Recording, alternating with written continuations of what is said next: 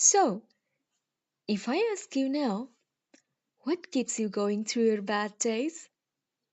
What will be your answer? Well, I will tell you mine. The story of a little boy keeps me going. He stood beside me when the first day I went to my elementary school.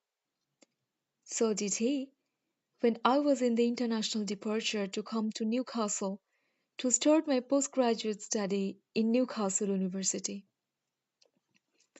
I heard the story of this little boy from my father when I was just a kid.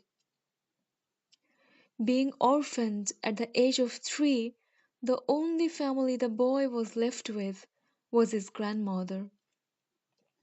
In order to provide him with good education and a better life, Grandma took him to a missionary orphanage and left him there without saying goodbye.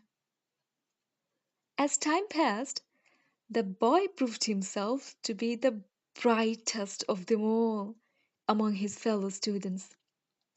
But life never stopped to confront him with hardship and sorrow. One morning, during breakfast, a dead, rotten rat was found in the bucket of food in the orphanage. But by the order of the priest, the rat was thrown away, and that food was fed to all the boys anyway. Since hearing this story, every time it happens that I don't like anything about my food, I tell myself that a lot of people are out there in the world praying right now to have such food. I learned the value of food from his story. The little boy taught me the significance of education.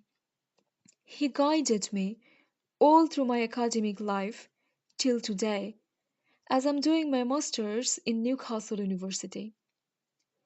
When my father said the boy didn't even have enough oil to light his lamp the night before his exam so he could study, I became grateful for all I had.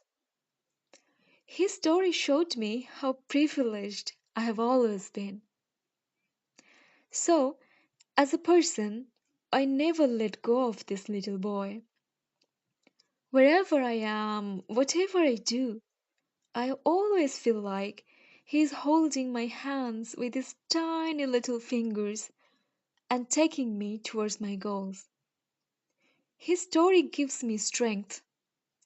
It teaches me how to fight for the dreams against all odds and to succeed like he did. This little boy of the story grew up to be one of the greatest physician and surgeon of his city and is loved by everyone now.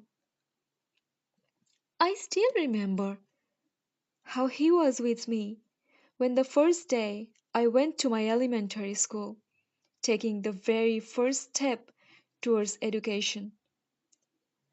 So was he when I was in the international departure of the airport, starting my journey towards Newcastle University. This little boy of my father's story is my father himself.